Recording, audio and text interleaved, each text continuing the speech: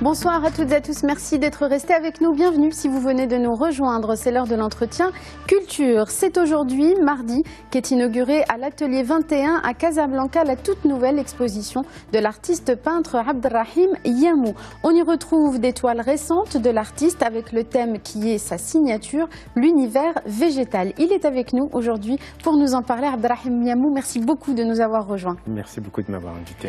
Alors, une toute première question sur cette exposition, que va-t-on y retrouver? Est-ce que ce sont vos toiles les plus récentes? Est-ce qu'il y aura d'autres supports? On sait que vous faites aussi beaucoup de sculptures.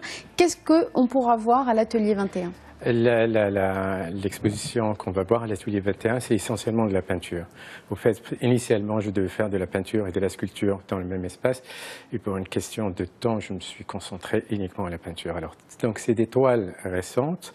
C'est toujours mon univers habituel qui est l'univers végétal.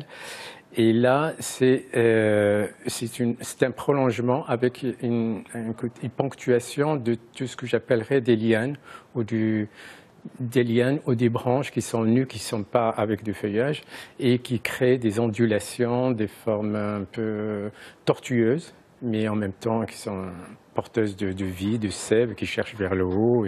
Oui, parce qu'on connaît des tableaux de vous où il y a des bourgeons, il y a des fleurs. Là, c'est plutôt les lianes nues. Les lianes nues parce que les feuilles sont en haut. Et je fais comme si j'avais fait un cadrage sur la partie nue de l'arbre ou de c'est du détail, donc. C'est un détail, mais au fait, parce que ce qui m'a intéressé, c'est de développer une métaphore qui est un peu le transport de la sève passe par ces lianes et elle cherche toujours la lumière. Et c'est sur ce cheminement pour aller vers la lumière, elle rencontre pas mal d'obstacles.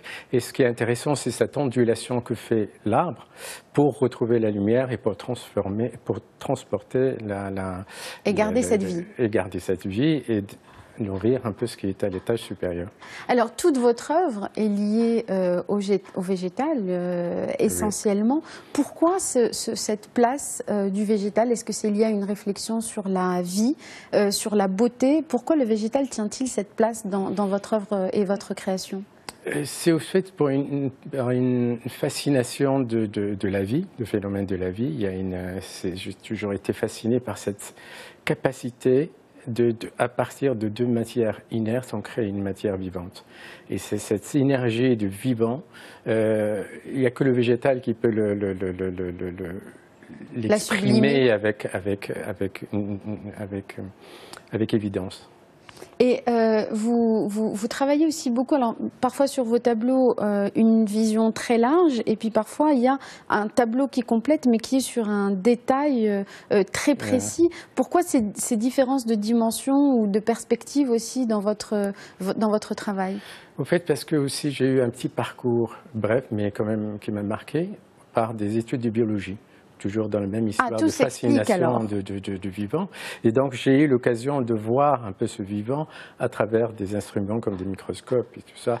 Et ça m'a toujours intéressé d'aller vers quelque chose de vraiment très petit, qui n'est pas visible à l'œil nu, et ce qu'on peut voir un peu dans un jardin ou dans un champ. Et comme je n'ai pas cette contrainte scientifique, je suis dans une contrainte poétique, je peux mélanger les échelles et travailler avec deux choses qui, dans la réalité, ne peuvent pas être vues de cette façon-là. Alors, vous rendez le vivant sur la toile, parce que l'objectif, c'est de témoigner de cette vie qui est à l'œuvre, de cette création de la nature qui est à l'œuvre. Comment vous vous rendez compte de ça? Avec quelle matière vous travaillez? Avec quel support vous travaillez? Alors, pour ce qui est de la peinture, je travaille essentiellement avec de la peinture à l'huile. Je travaille sur des supports qui peuvent être de la toile ou des panneaux en bois. Pour la sculpture, c'est autre chose. Pour la sculpture, parce que aussi je développe dans les sculptures comme des réceptacles. Ce qui m'a amené à la sculpture, c'est essentiellement un désir de travailler réellement avec des plantes vivantes. Et donc de leur trouver un réceptacle qui ne soit pas un pot de fleurs et donner une forme à une forme.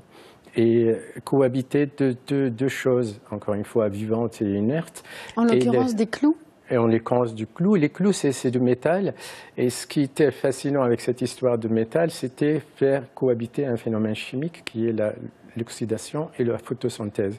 Et quand on arrosait la plante, forcément, on oxyde le métal et le clou, et donc il y a un phénomène de détérioration et quelque chose qui est en train de se développer, de prendre vie. Donc c'est l'alchimie?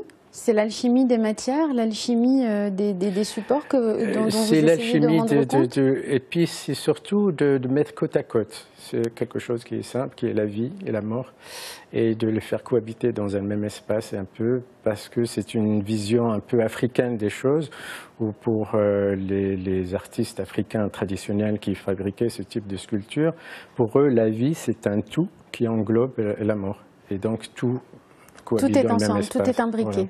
Voilà. Alors revenons à la peinture et donc à cette exposition. Comment vous qualifiez votre art? Il y a toujours ce fameux débat sur est-ce que c'est figuratif, est-ce que c'est abstrait, est-ce que c'est descriptif. Comment vous qualifiez votre peinture? J'ai eu plusieurs influences, donc je qualifierais ça comme une peinture hybride. Comme ce que je suis aussi. Je suis issu de plusieurs choses différentes, de plusieurs cultures, de plusieurs camps. Oui, vous avez longtemps vécu en France, vous avez un atelier aussi en France. J'ai toujours un atelier en France, j'ai un atelier à Zahna, j'ai côtoyé des gens de différentes origines, j'ai été influencé par leur apport. Et donc je suis hybride comme ma peinture. En fait, je fais comme des autoportraits continuellement. Et puis il y a quelque chose aussi de très japonisant dans votre œuvre qui rappelle quelques-uns des maîtres de la peinture japonaise avec cet univers végétal. C'est une de vos sources d'inspiration? Je ne l'ai pas fait exprès, mais il y a la comparaison vient d'elle-même. Oui, il y a une affinité que je n'ai jamais creusée, que je n'ai jamais développée, mais il y a cette affinité. On retrouve la même poésie esthétique dans les estampes japonaises que dans vos toiles?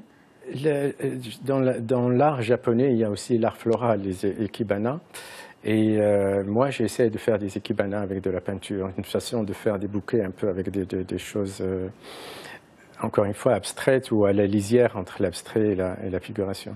Alors, dans votre parcours aujourd'hui, est-ce que vous avez réussi à peindre le tableau idéal? Dans un entretien il y a quelques années, vous disiez que vous étiez encore à la recherche, dans l'attente du tableau idéal et que vous procédiez par élimination. Est-ce que vous êtes toujours sur ce chemin, sur cette quête?